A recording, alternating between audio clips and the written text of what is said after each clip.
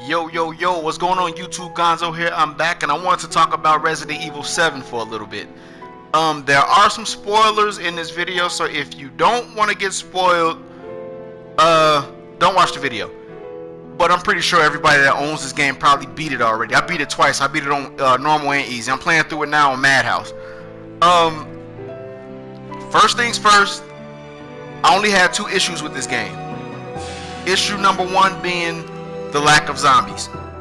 I'm pretty sure after all the stuff we saw that looked like zombies were going to be in the game, and there were just molded creatures. It would have been sweet if they added the zombies in there with the molded. That probably would have made it that much more scary. I mean, the game's already scary as shit, but that probably would have made it just a little bit more scarier. But you know, that's my first issue, was the lack of zombies. My second issue is when you watch those cassette tapes after you complete them and it goes back to the main game, those loading times are horrible. It takes a long time to load back into the actual game and not the cassettes. Now those are my only 2 issues. Now let's talk about the good stuff. The good things, okay. Resident Evil, this is Resident Evil at its core. Even though it is in first person view, it is Resident Evil at its core. The game from start to finish, I was getting the shit scared out of me because there were so many jump scares, and they were random. They were random jump scares, except for the ones that were kind of premeditated, you know. But you don't know they're premeditated until you go back and play through the game again. But like when Jack was walking around that house, that shit was random. It was completely random. Like there was a few times where I opened up the door and he was literally standing like right there, and he killed me. And then when I went back, like when I died and came back, I was scared to go through that door because I had a feeling he was gonna be right there. That was not the case. That fucker was not right there, and that added that much more fear to it.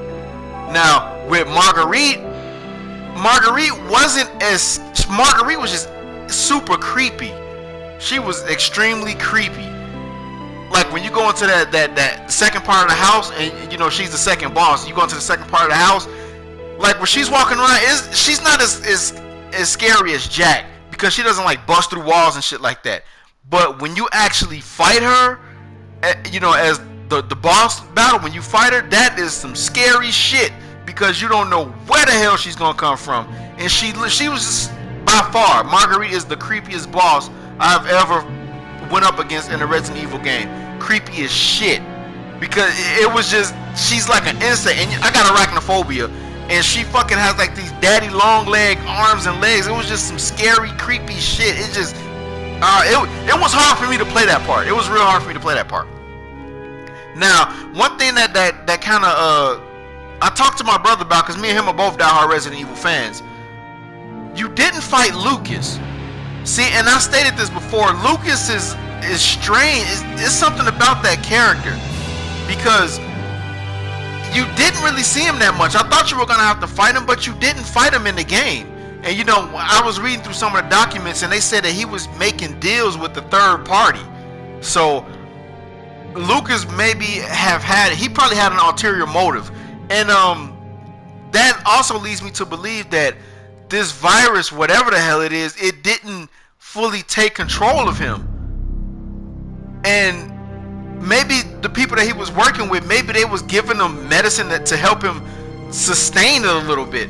But you know, that was kind of implied. But anyhow, yeah, Luke, maybe in the DLC, because they got some free DLC coming out. When you beat the game, they tease some DLC, and it's starring Chris. Because when you beat the game and you let the credits play through, you know, Chris Redfield was the one that actually saved you, but it don't look like Chris.